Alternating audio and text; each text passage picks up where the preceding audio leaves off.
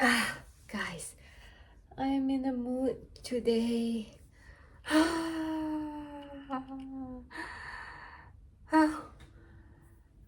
am only slightly tipsy. Didn't expect the Lady Rosé spritz to be so strong, but well, them's the bricks. So I've been thinking about doing a vlog for a while now, but I haven't really gotten into it because well, I don't think one I don't think my life is that exciting. It's usually just mostly staying at home and drawing and reading and nothing else. And second, I've just been thinking of doing a vlog because I kind of want a more substantial way of documenting my life. So okay, we're gonna like run it back a little bit. For the past 5-ish years now, I've been trying to like make a journal, like have a diary or something, and write down my thoughts and my experiences for the day. But here's the thing, I am really bad at it. Like I always say, every year at every New Year's Eve, I would like make a whole list of things I would want to do for the next year, and every time writing down my life in my journal sketchbook, that's always an item in the list. And every year, while I have always at least done some documenting, it has never been consistent. It has never been like, every day, every night I would just like sit down and write or draw whatever comes to my head, about what happened during the day. Like, no, I just don't do that. Like, so for the last 4 months of 2025, I have made myself a reminder that at every 11 p.m. I would sit down and journal. And so far, I've never actually sat down at 11 p.m. to do that thing, despite the phone telling me that I should do it. Like, no, it's I don't know, it's just not happening. Somehow I just keep resisting the urge, the impulse, and like I have sort of like kind of given up at this point. I have become fatalistic in my attempt to build a journaling habit into my schedule. I'm just going to like draw or write whatever's in my sketchbook. But this this vlog thing is going to be, I don't know what it's actually going to be actually. I think it's just me just being desperate, and like I'm just trying to like find any other like alternative options to instill this habit within me, within my soul. And like so I'm doing it, I guess. LOL. I don't know, don't really expect this maybe to be like a regular thing. Maybe it will just be a one-time thing, and that's it. I mean, like, come on, like, given my track record about journaling and stuff, like, it's more than 60% likely that I will not be able to continue this. And I guess like maybe the other thing that's like stopping me from like doing like vlogs or radio content in general is that I have a general like resistance to camera work. Like I am allergic to being in front of the camera. Like I am not photogenic and I am not natural in front of the camera. And I don't know what to really do with myself, like my hands, my face, my gaze. Like I am not that comfortable with it. And that, and also like I feel like editing video content, making video content is very separate to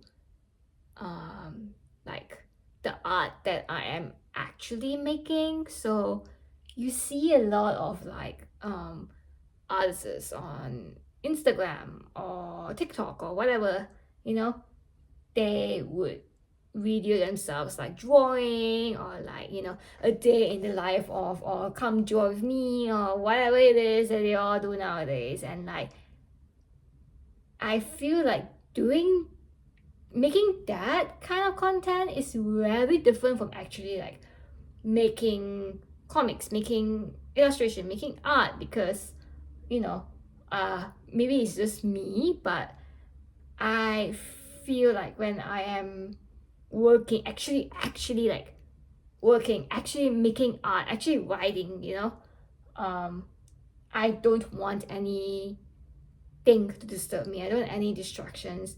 I don't want to think about, you know, like how does it look like, you know, on camera, like when I'm doing these things. Like I don't want to be so conscious about myself when I'm making my work.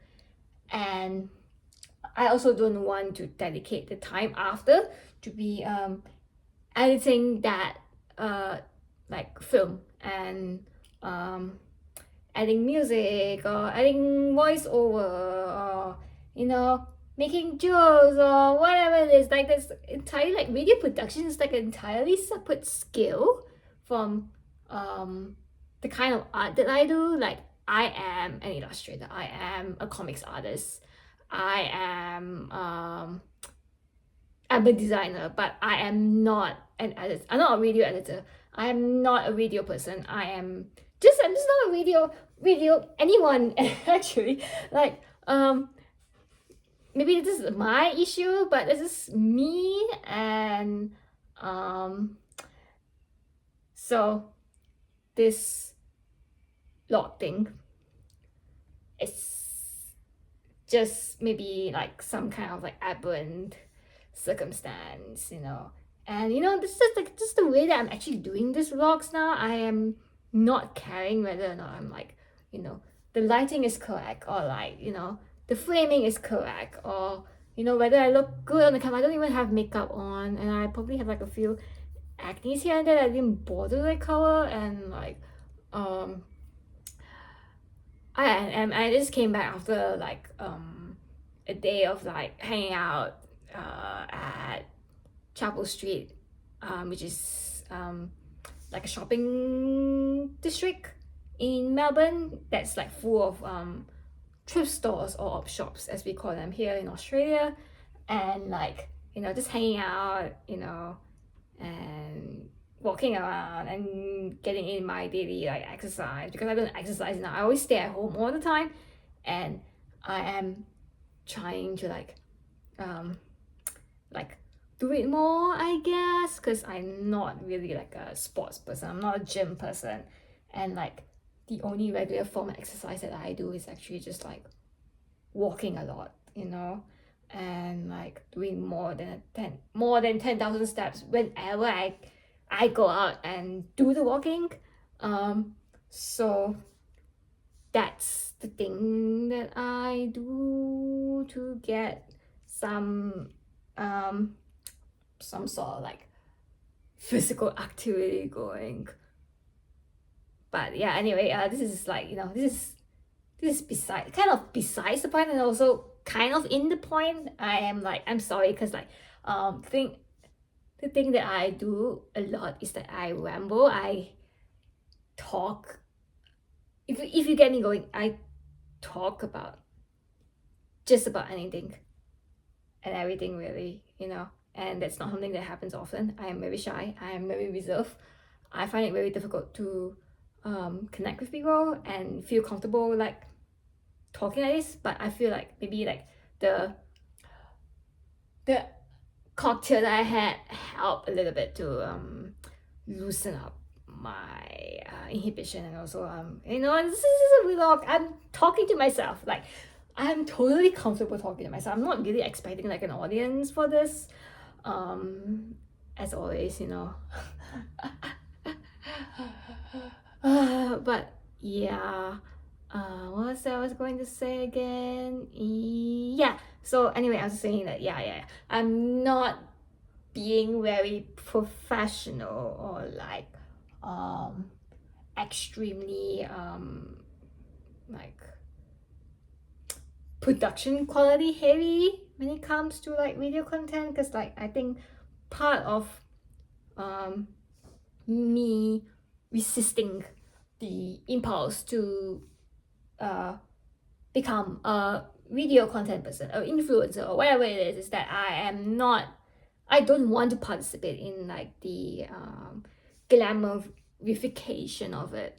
I don't know, I just really don't, personally, I don't think that I am suited for camera work or video work. Like, my face, it's not photogenic.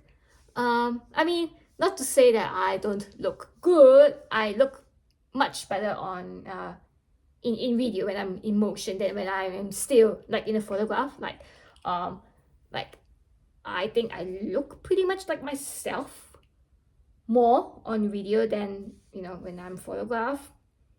But generally, I'm just not the kind of face that you would see as like influencer archetype or like viral worthy or like and then also my accent, my voice. I don't really have like a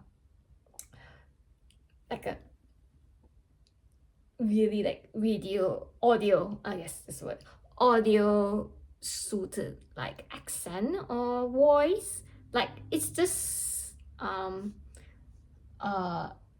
it's just not standard, I guess. Maybe I'm just trying to say that maybe I'm just not standard. I am not the typical person who would do huge numbers on social media just for my video persona only. So I have pretty much, me thinking this way. I'm just like, okay, well, since nothing is going to work on me, maybe I'm just going to just be myself, just show my face, show my like I said, my speaking behaviors, my body gestures or whatever. Like, I'm not trying to project a specific image. I'm just trying to project me, and that may not be something that's like cute or attractive or whatever it is, but it's me, I guess, and it's not photogenic, it's not videogenic. So that's that. Like, yeah, so this whole is so like not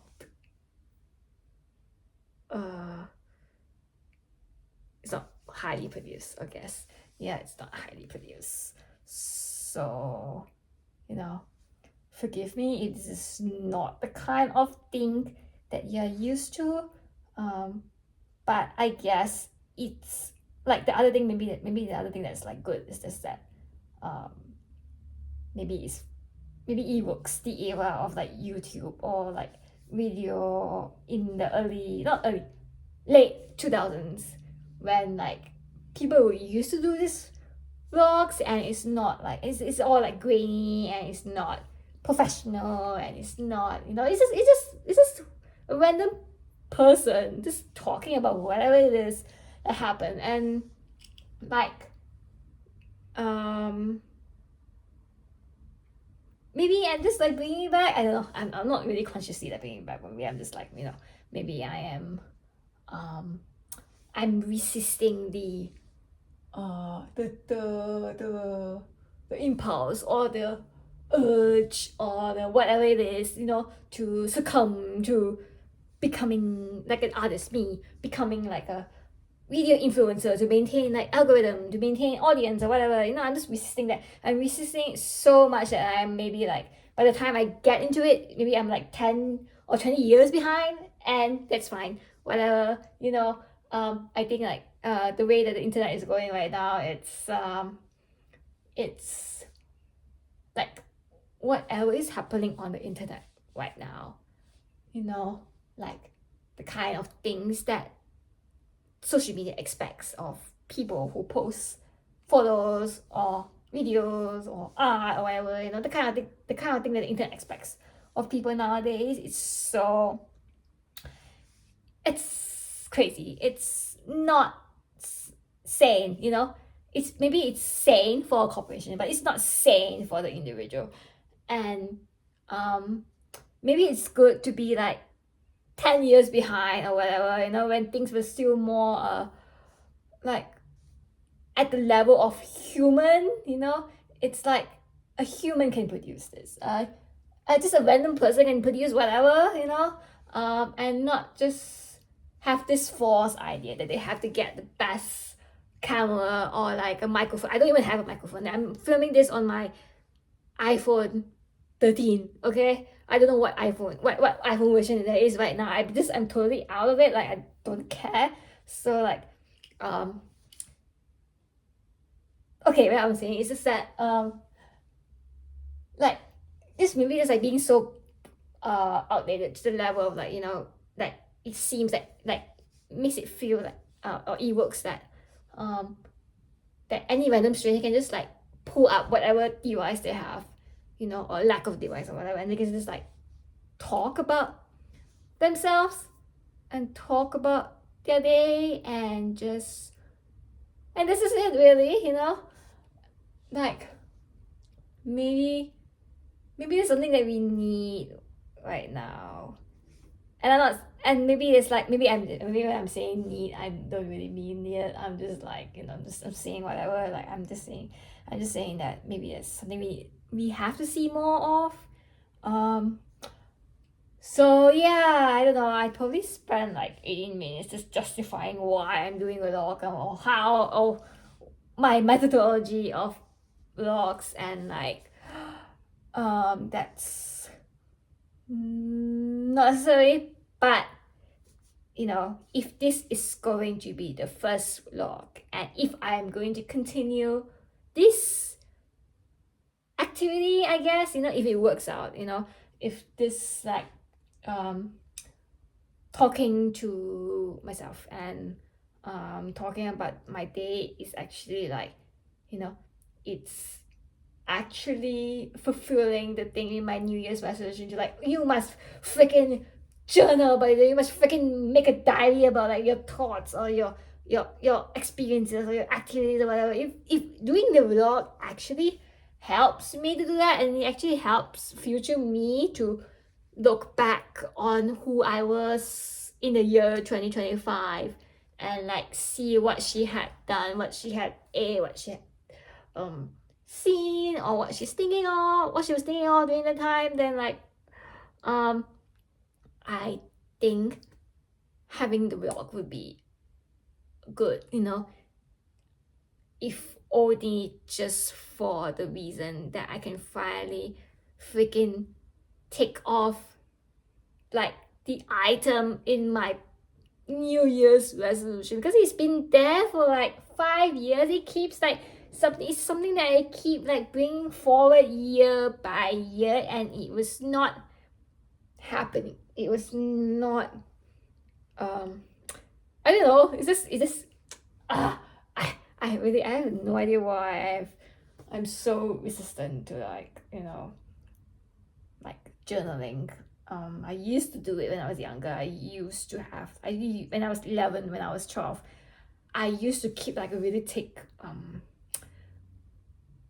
like notebook of my own petty thoughts on my classmates and my crush and my experiences in primary school. Like I was a really, really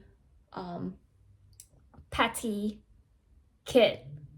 I had a lot of weird like grudges. Like maybe it's made up grudges, maybe it's like weird grudges, whatever, like about the people that I was surrounded by in primary school, and I would just like write it down, make like funny ha-has and like jokes or whatever, and scenarios about them. And like I used to do this. It used to be a thing that I used to do, and then I stopped because that's childish, right? That's childish. And I then move on to DeviantArt, and I on DeviantArt, okay, on DeviantArt, when I was 13 onwards, I would make like these blog posts on my DeviantArt journal, like really like heightening and like dramatizing whatever I was going through in high school. So like a lot like okay, so it's just like, the premise of the blog post was based on true events, but a lot of it was like, I used to write like whole like paragraphs and like jokes about it that would be so over the top and so absurd, that it feels kind like of a satire, and that was fun. I was funny back then. I was really, really funny. Like even now, sometimes I would go to my blog posts on DeviantArt or even Blogspot. It used to be called Blogspot. And I'll be like, hey, I was a really funny teenager.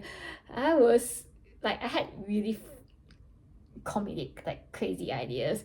And like I remember how I felt then. I remember the experiences. I remember the events that I was specifically like heightening. I was basically making jokes of, and like, it always leaves like a warm fuzzy feeling in my heart, and I'm like, ha ha ha, well, wow. I me, 30 years old, late 20s, like me, I'm still able to connect with my younger self, and I'm kind of hoping that my vlog will do this for 40-year-old me. So like 10 years from now, maybe 40-year-old me will just be like going back to these videos and like listening to myself talk, and maybe she will think, oh, haha, 30 years old me used to be so candid and so funny back then, and so weird, so quirky, so eccentric, and yeah, I mean, this is again, I'm still like kind of like justifying like why I'm doing this vlog, but I'm just saying that, there's a lot of reasons why, having a vlog is the moment, it's the thing right now, it's the trend. It's okay, it's not a trend, but it's like it's the thing right now, and like, it's the balm that suits our broken internet psyche or whatever. You can just come out with some weird artist statement about it, but yes, anyway, 24 minutes of me justifying myself. Okay, so now, what did I do today? Well, okay, so I spent this morning until 1 p.m. just like finishing the final copy edits for The Carpet Merchant of Constantinia. So for those of you who don't know, The Carpet Merchant is my very first graphic novel that I've ever completed. It's part of a webcomic, my first webcomic called The World in Deeper Inspection. And initially I just wanted it to be like a short story or like a spin-off of one of the main characters there, you know, just to establish his backstory and how he became a vampire, and how he, you know, he is Turkish, but he somehow or other he migrated to England, and that is what I wanted to establish, like why or how he became a vampire, and like his establishment in England. But anyway, so this short story, it became 600 pages. It became a 2-book graphic novel, 300 pages each, and that became my first ever completed graphic novel, you know, a story that I've written from start to finish, start to finish, you know, and it's something that can be made into a book. So like so that was what I made when I was 21, 23, with no like other like publishing experience in comics, and that was like my first thing. So okay, anyway, it's getting very close to its 10th anniversary, so I debuted the first page of The Carpet Merchant in 2016, in my second, wait, is it 2016? Yes, it was in my second year of university, on my undergrad, and 2026 is next year, so that's 10 years since. And I wanted to mark the occasion by doing like a proper, like real, you know, final .psd of the graphic novel itself, of The Carpet Merchant itself, you know. So like so I have done remasters of The Carpet Merchant before, like I did the first remaster when I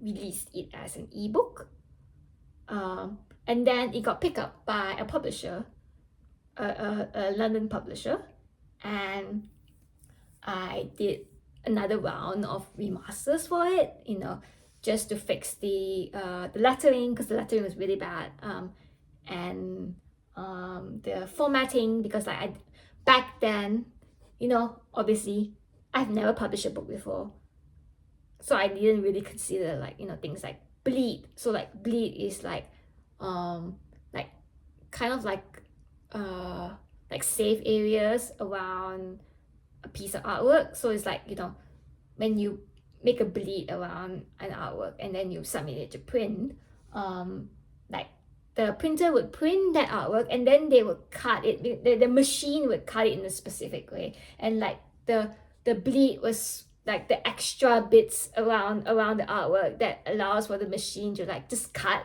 without actually accidentally cutting the actual artwork. So like I did not consider that. I did not consider the bleed, so I had to like a bleed and like the space in the middle of the book. So like, you know, when you are making a book, for example, it's like, you know, like things like this, for example, like you have to think about the edges, right? And then you have to think about the this dip in the middle, you know, where the pages meet the spine. Like that's something you actually have to consider when you are making a comic, you know. Otherwise, like if you don't consider it, like the artwork might fall inside the gutter, like here we call it the gutter, and like, you know, if it's really bad, then the text might just really fall inside the cracks, and like you can't read the text at all. So that's why, like, you know, when you see like a book like this, for example, like you can see like how there's like a space there. Yeah, so there's like this the stuff you actually have to consider when you are making like a comic, and those were not things that I was considering when I was making my first ever graphic novel, because I had no experience, because I was dumb, not dumb, because I was inexperienced. Okay, so yeah, so I did that remaster. Like I just, like, you know, I pushed things a little bit. I added art, I added around the art, add art around the art, and art inside like the gutters. But it was still not a perfect remaster, because volume 1 of the Carpet Merchant, it printed quite well, except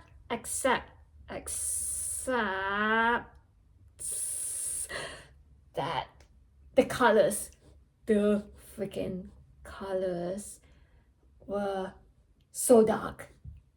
Okay, so like when you are so okay, so that's the difference when you are making like colors on the computer screen versus colors on the page.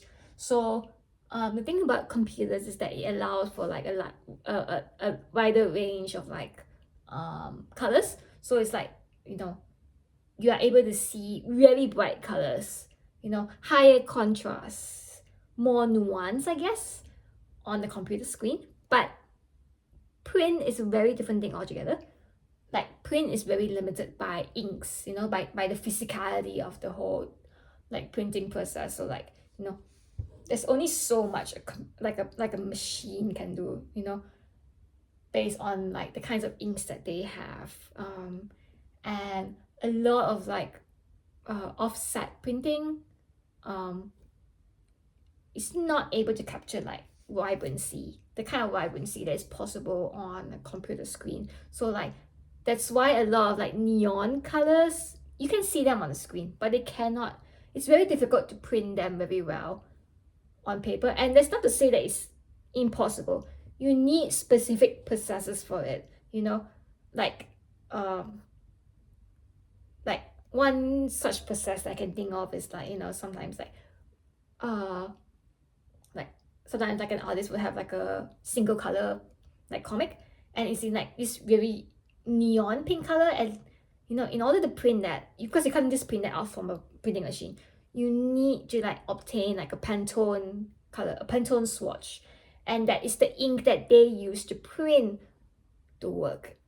And I feel like, you know, in order to print neon colors, you need to very like, you need to limit how much you're using, you know, like it's like you can make a neon color comic with like 2 colors, 3 colors, 4 colors, you know, but anything more than that, you know, like if you're trying to like go for like more depth, you know, more painterly vibes or whatever it is, you know, using more colors than just neon bright fluences, then that's impossible, you know. It's just like, it's just a machine, just can't do it. Like the inks just can't do it, like the inks that they use just can't do it. So like so I use a lot of colors that were not possible to be printed on paper, or needed adjustments in order to be like, to print exactly the way it would look on screen. Because like, also the other thing to consider is that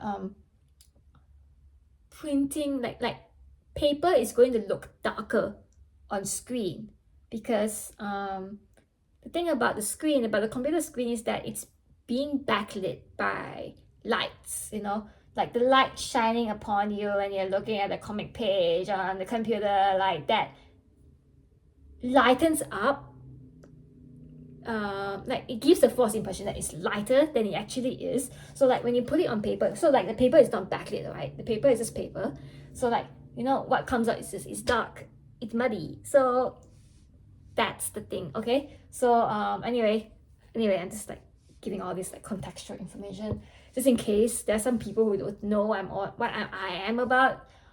So like the first edition of the Carpet Merchant Volume 1 in print, it was dark as hell. It was so dark. It was like, it really, okay, it was fine, like you could read most of the comic, but the problem is that a lot of the very important emotional scenes were in like kind of low contrast blue, dark navy, purple, whatever colors, and blue is the fatal flaw of a lot of like printing machines.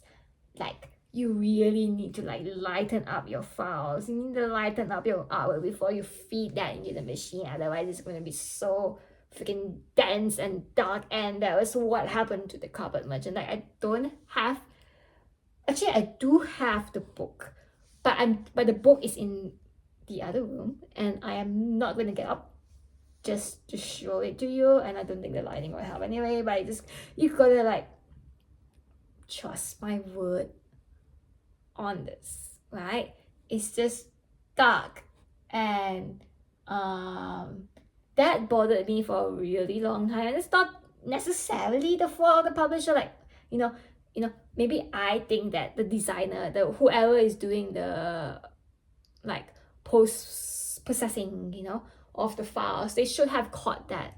They should have realized, they should have done some test prints. They should have printed out the darkest pages and like see whether or not there were things they could do to the files before they actually send it out to the printer. Like, they should have done their due diligence.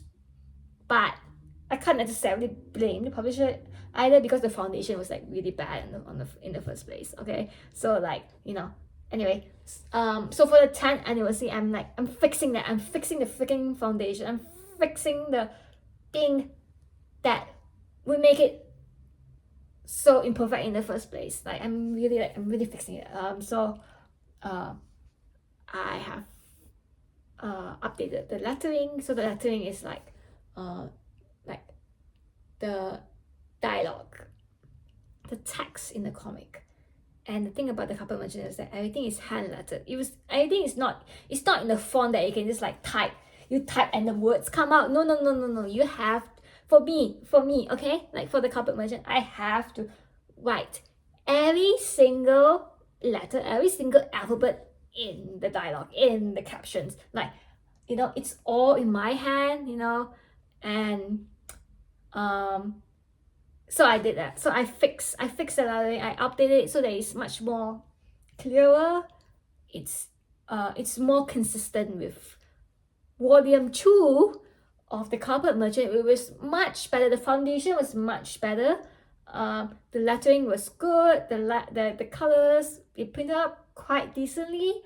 And so I had no issue with volume 2 in print or anything at all, really. It's like, when I was doing the remastering for the 10th anniversary edition, volume 2 was the easiest. Like, I just reviewed the files. I fixed a little bit of like typos and grammatical errors, and like maybe like up the contrast a little bit for some places. But otherwise, it's like, it was not much work done at all.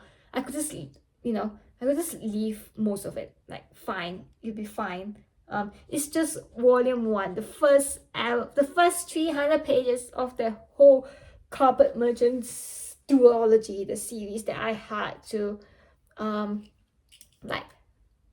really like flip over and like fix beep. So that's what I did.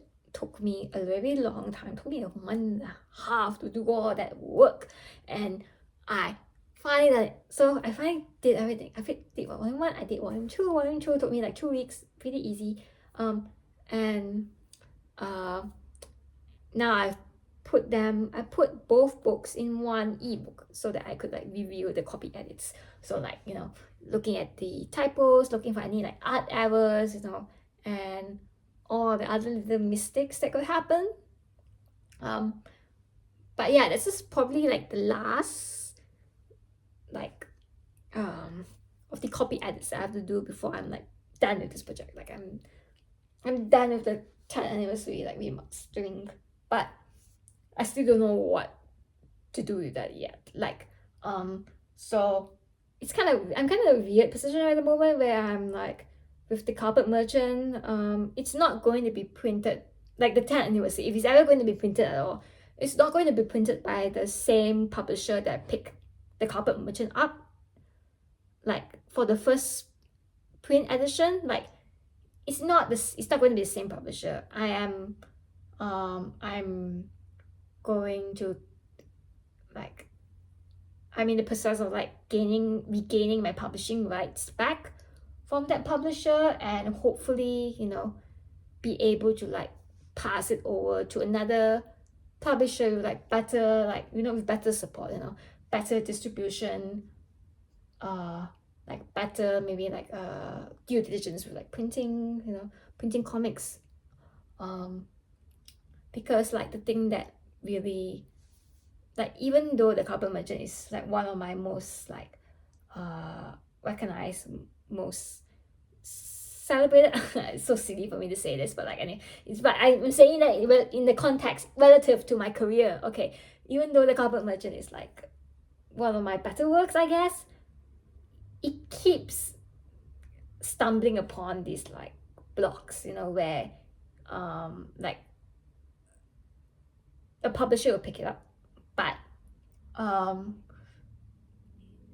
like it does not have like the capability to distribute or market the work appropriately. So like, it has been very difficult, like even like it's been very difficult to get the Carbon Merchant into like libraries, into bookstores, into all the places where it would need to be. And that was what I really wanted. I just wanted distribution, and the first publisher, the original publisher, was not able to do that, for whatever reason.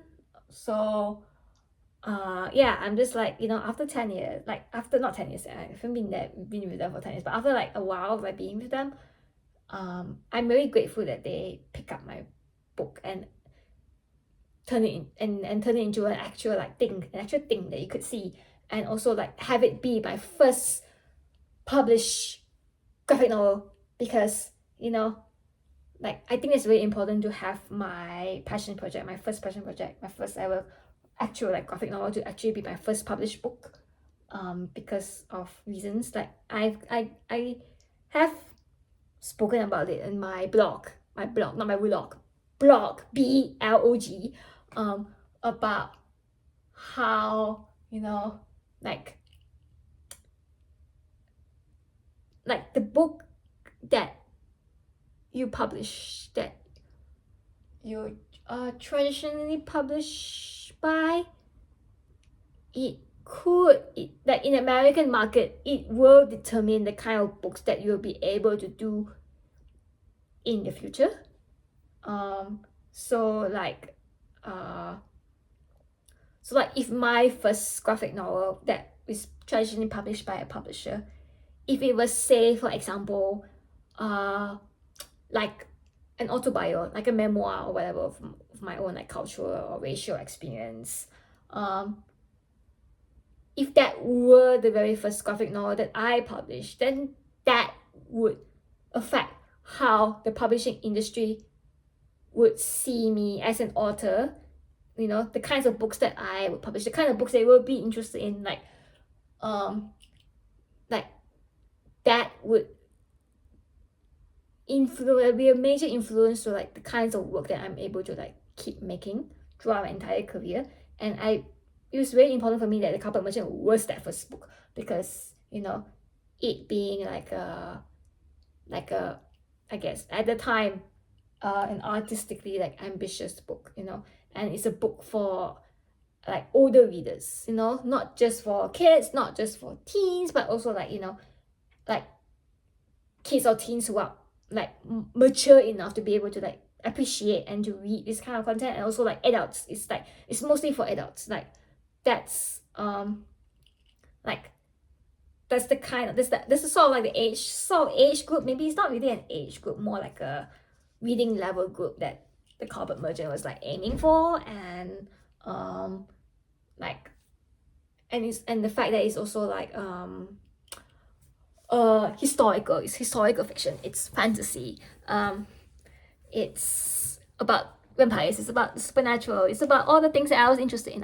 in. Okay, it's just like it's basically like it's a huge representation of like who I was back then, and who I am still now. And like and the kinds of work that I still want to keep making. And that's why like it was so important for me to like have that be my first ever published graphic novel. And I'm glad that publisher gave me the opportunity, allowed me that chance to be able to do that. And yes, but you know, there's still other things that it could do better, and maybe it's not perfect for like the 10th anniversary. So that's why I'm like, okay, well, it's had a long enough time, you know, like they had enough chances and they haven't really improved the chances. I don't know, like if you're aware of who this publisher is and if you're aware of the news, then it's not very nice news so far.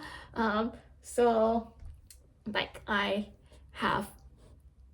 I'm in the process of like getting the rights back to me, and also I'm going to like give it to a different publisher. But the thing is that I don't know who the publisher is. Okay. So like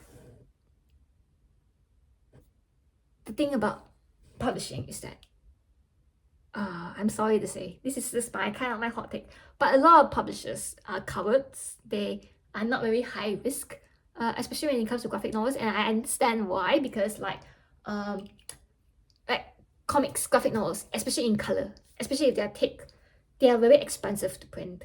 And if you can't guarantee that there will be like, you will have like mega Dogman, mega mouse, mega Raina Tiger Mayo Smile, like levels of like, you know, like sales or whatever, like you'll be kind of chicken about like picking up a book.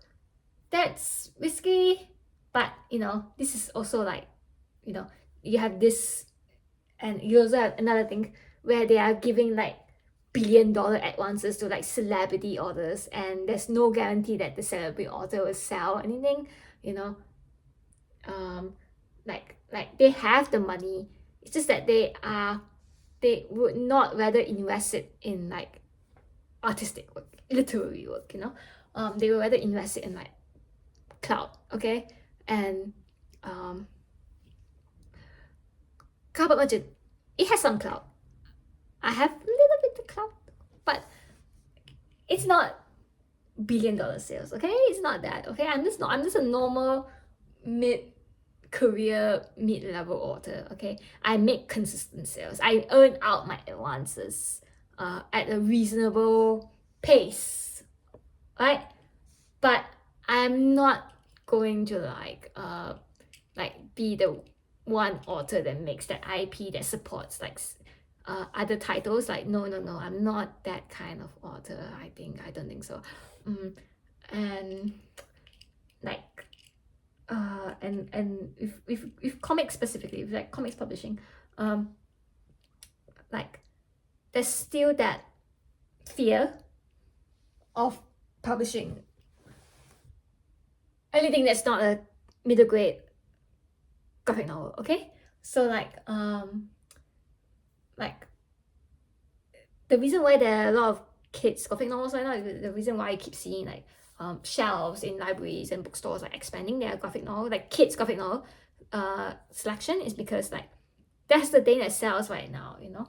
And publishers, they only want that, they want to keep making more kids comics, but they're not thinking about what happens when the kids grow up, you know. Like, you know, when the kids like, because okay, there's also one thing you have to think about.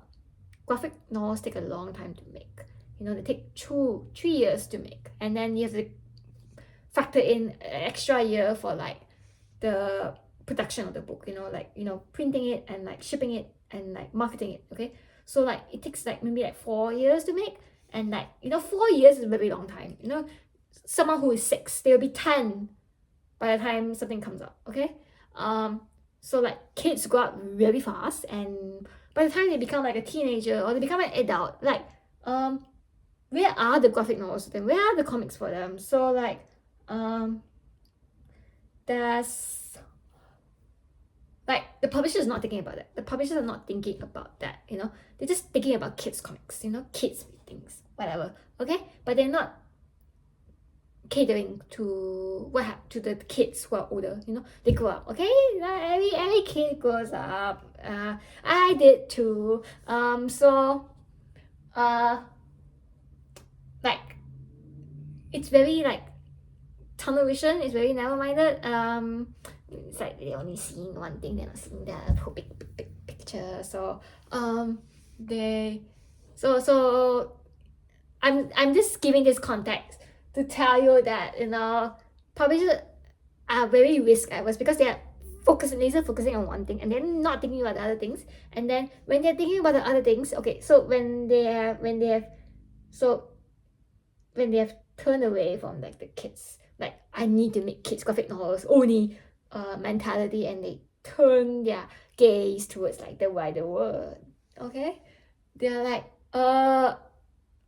I want to make things that are safe. Okay, publishers want to make safe things in general. Like, obviously there are going to be some publishers who are more ambitious, more literary, more artistic. They'll make obscure books, niche books.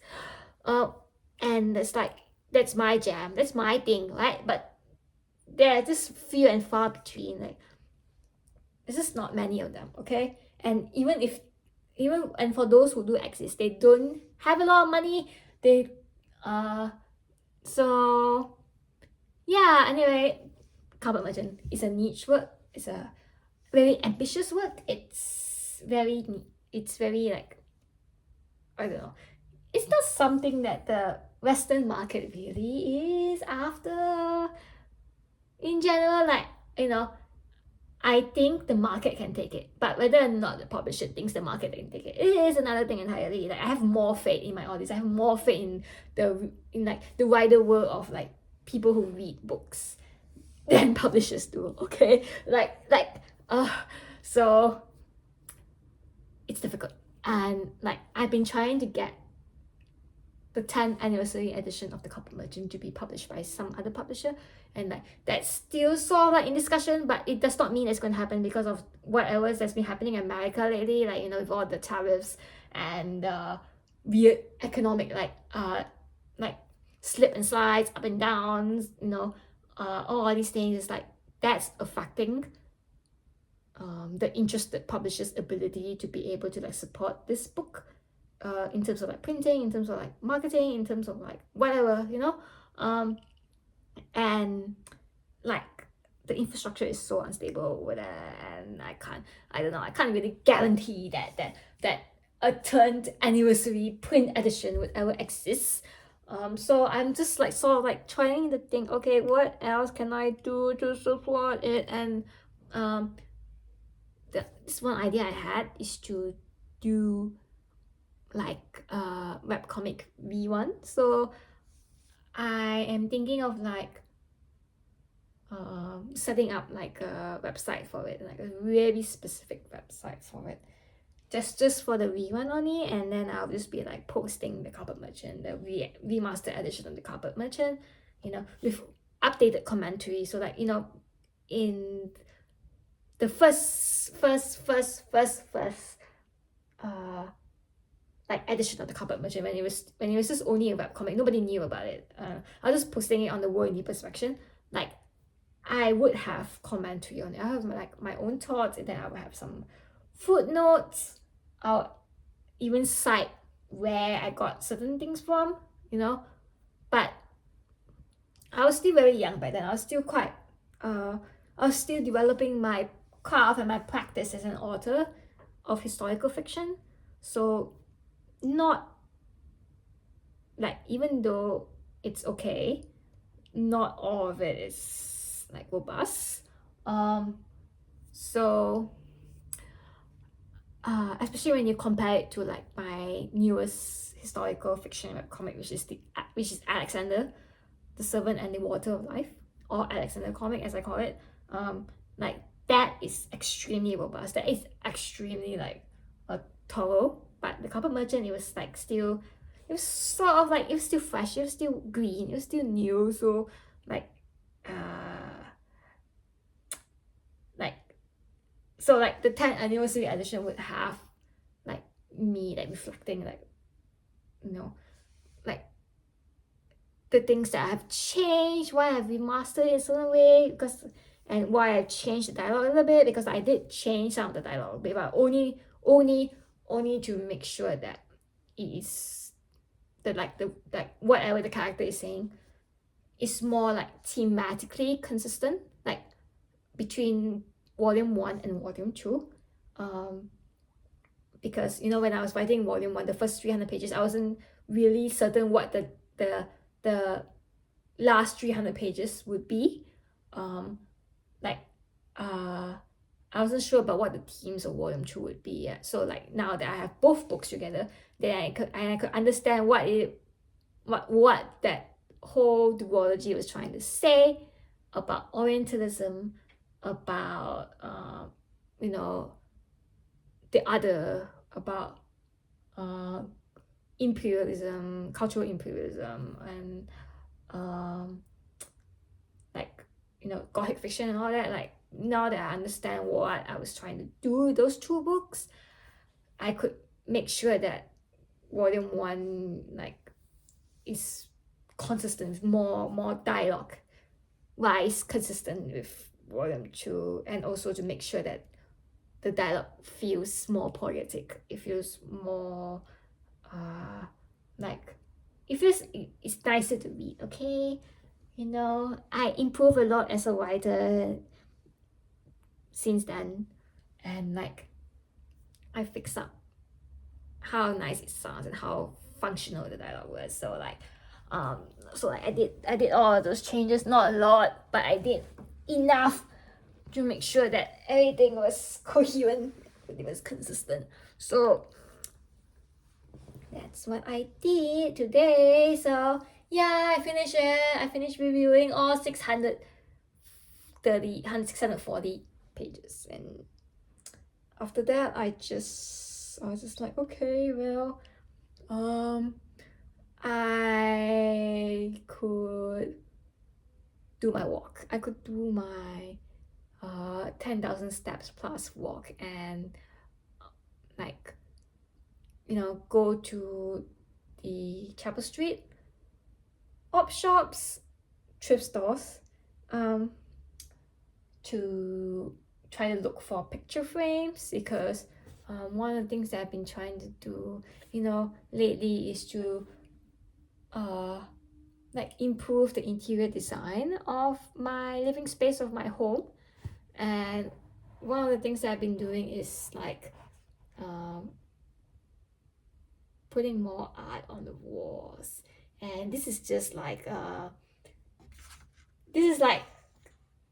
Rifle Paper and Co's like 2025 calendar, and I got this at a discount, like a huge discount, like 10 Australian dollars, which is a steal, to be honest.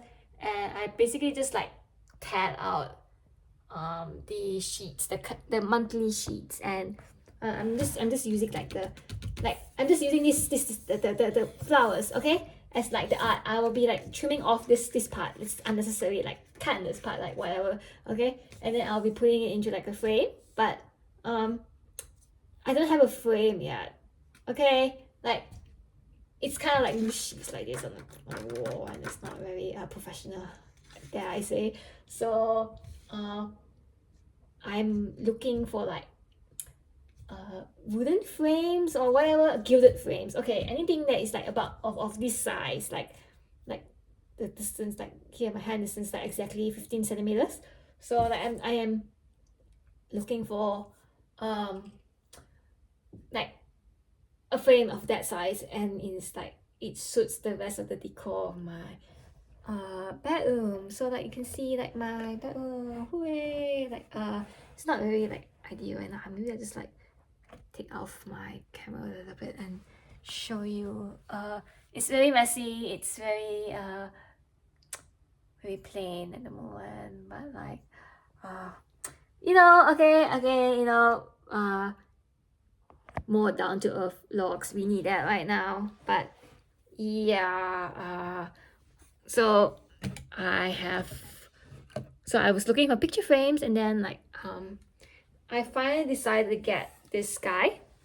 So I first saw him at the Chapel Street Bazaar like 4 months ago, and like he was so cute, and I couldn't stop thinking about him. Like the only reason why I didn't get him in the first place was because like, I had no space for him. Like there were no like shelves, there were no tables. As you can see from the back here, like my bookcase is full, and there's the zebra over there. The zebra over there is taking up so much space. Like there's no space for this guy. I was like, where do I keep him?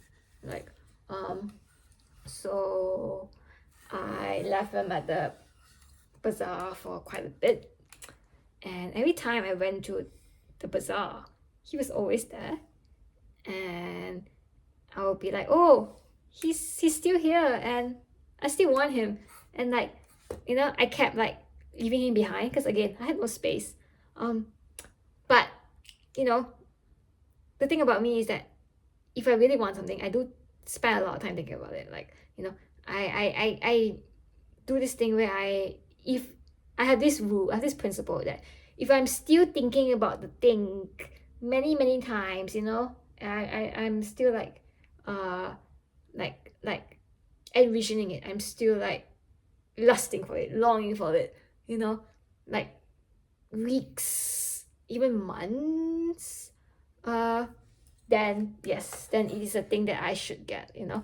And I think 4 months of thinking about him is long enough, and he's home now, he's mine, and I still have no space to keep him. Like I don't know where to put him exactly. Like I think if and when I get shelves, like he's blocking the wall. Anyway, when I finally get like shelves for this side, like I was thinking of like wooden scallop shelves, you know, just to give a little bit of like a contrast to all the square and like rectangular furniture in my room. So like once I get like scallop shelves on this wall too, so like I have one here and one a little bit higher up, like I think that's where I'll put him. That's where I'll give him quite a place at the top of this wall, and he will be like my guardian deity. He will be watching over me from high up as I sleep. And yeah, that's my idea for him anyway. But for now, he's just kind of like hanging out. Maybe I'll just put him on the floor of my living space, because there's a lot of floor space in my living area. So, and there's a corner chair that I got from Facebook Marketplace, that's kind of like bereft of a lower table right now. So like, even he's not a lower table, there's not enough of his back to keep things on, but he can be there, he can be sitting beside it. So yeah, so yes, this horse, it's a painted wooden horse. His head comes off. Like I think like oh, this is so brutal, this is so gruesome. But like every part of his limb comes off. It moves. So I'm just putting his head back on. Yes. So yeah. So it's a painted horse. And he's quite distinguished. He's very dramatic with the way his like feet are up, and you know the anger in his eyes. Yes, he got like the really reason, like one of the reasons why I really wanted him so much was because he reminds me of Alexander the Great's horse, Bucephalus, you know, with the black body and like the crazy demon eyes and stuff, because Bucephalus was quite a like dramatic, like grouchy, angry creature. So so yeah, that's why I wanted him. And so there's also his name now. He's called Bucephalus or Bucci. And I'm going to pretend that this is exactly the same as Alexander's horse. Because I don't know, maybe I'm trying to do this thing in like interior design where I like make references to all the books that I've met. So like So like I've made. So like you know, one of the things that I was thinking of getting is like a reproduction of like a bust or some kind of statue of Alexander the Great. You know, I'll just have him somewhere, like his face, he's just there. And you know, one of the things I was thinking of was like a 3D printed vase, because like, do you know like you do you know like these like vases that they have, where they will have like uh a statue head of David or some kind of like Greek god or goddess or whatever, or Apollo, like Athena, you know, Venus, whatever. And they would have like, you know, it's like just 3D printed glass, and they would have like a opening at the top of the head, and you put flowers on that. So it's like I want like a bust of Alexander with like an opening, so like I can put flowers on him, and then he can be functional. He can be functional for once, like Alexander. He can be functional, and that's kind of like the thing I was thinking of. But I don't know, like I don't know how to do 3D printing. I like there are 3D scans of that Alexander the Great head bust thing at the Louvre, which was the basis of my own like artistic design, my character design of Alexander. So like, you know, that is that 3D scan of that specific Louvre bust, and like I want to make a vase out of that. I want to put flowers on that thing, but again, I don't know. I don't know how to do 3D printing, and I don't think I'm not at the space where I'm able to do that right now. So that is something that is to be postponed in the future. But for now, Booker Fellows here, Pucci here will like serve some kind of purpose right now as being an Alexander reference. I don't know. I don't have a lot of like comics references in my interior design. Me like bats, and also this a plush doll, the one and only plush doll of Grimsley. So yeah, it's just this, and that's it. Like I don't really have anything else. Maybe like some of like the pins, the enamel pins, and this one ghost LED light thing that I have. Maybe the Seance Tea Party, but otherwise I don't really have much. So I do want to incorporate like very vague references to my comics in my house, just to make it more personal. And it's kind of like the thing that I'm doing right now. It's something that my mind is occupied right now. Interior design, you know, like that's okay. I don't just draw. I am a designer too, so I like to consciously design my space. I like to consciously design myself to make sure that where I live and what I wear is a reflection of my personality and my aesthetic. And like right now it's interior design, because there is a lot of work to be done in this house that I've been living in for the past, and it's 10 years basically, but I've been staying in this house for 8 years. So that's the sort of the thing I'm preoccupied with right now. And so far, like a lot of it has been quite good. The outcome's been quite good. Like I still can't do a lot of things. I can't paint the walls, for example. Not because I can't, but because I'm afraid to do it at this moment in time, due to a lot of like ambiguity to how long I'm able to continue staying in this house. So I don't want to commit myself to paintings the walls until I'm very certain about whether I can be staying any longer in this place long term. So I'm just leaving the walls until like I get a positive outcome towards that. But otherwise, like, yeah, you know, the walls are still white. At least they are warm white. They're not cold. They're not cold blue white. Okay, at least it's warm white, so it's still quite cozy. It does not look cozy on the camera, but it looks cozy in person, in real life. So like my intent for this bedroom, you know, it's like the idea, the premise that I have for it is it's not tropical boho, but it's kind of leaning towards that. It's like I am thinking of it as kind of like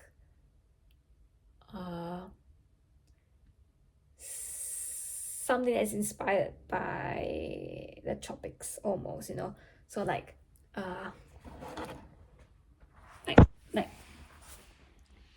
I don't know whether you can see it. Okay, anyway, like that's where I'm at now. So like rattan furniture, whoops, and crap, this, so sorry. Okay, anyway, this like very dark tone, like kind of space, living space. And so the idea that I have for it is like maybe I'll paint the walls like I'll paint the walls like a very dark, not really dark, but like dark, like orange or like green, like kind of like a very dark color, like jewel tones almost, you know, just to further emphasize the coziness of space. Because one of the things about this bedroom specifically is that it does not get a lot of natural light. It does get natural light through like a floor to ceiling, like very narrow window, but it's not a lot of light lanterns. And instead of like trying to make it light, you know, trying to desperately bring in the light that will never come in through this space, I would just make it dark and cozy, and it would really like bring out like the tropical boho kind of eclectic vibes that I was going for. Yeah, so I don't know, maybe I'll do like a tour of my house in some other vlog, if such a vlog, like even next vlog will ever happen. Because again, I don't know if this will ever be more than just this first video, but like, yeah, yeah, maybe next time I'll just show you around my place and like what I'm thinking about doing, you know, all the things that I've done to make it better, you know, and ideas for the future. No idea, IDK, whatever. Yeah, so I've been speaking for 1 hour and 13 minutes according to the camera, so I'm just going to end this, okay? So once again, I apologize for the, I would say maybe the lack of like production quality of this vlog, but that's kind of like the point, isn't it? You know, it's like vlog is not supposed to be like something that you see on the TV or whatever. It's just like you're just watching a video about some random person, a random, okay, just like talking about their day. And I am that random, I am that stranger. You know, maybe you know my name, you know what I do, but it's like I'm still a stranger to you. And like, you know, you don't need to waste or spend like 1 hour and 15 minutes hearing me talk about whatever, but like you've done it. And I hope at least this 1 hour and a half, not 1 hour 15 minutes, like has allowed you to, you know, fill up the vacuum when you are doing your dishes, or like when you are sweeping the floor or doing house chores or whatever, you know. Everyone needs more content to, like, you know, to play in the background of their house chores. So like, I am fine if that is the purpose of my video. And yes, that's it. Okay, bye, whatever, you know. Maybe I'll see you next time, maybe I won't. Anyway, ciao, goodbye.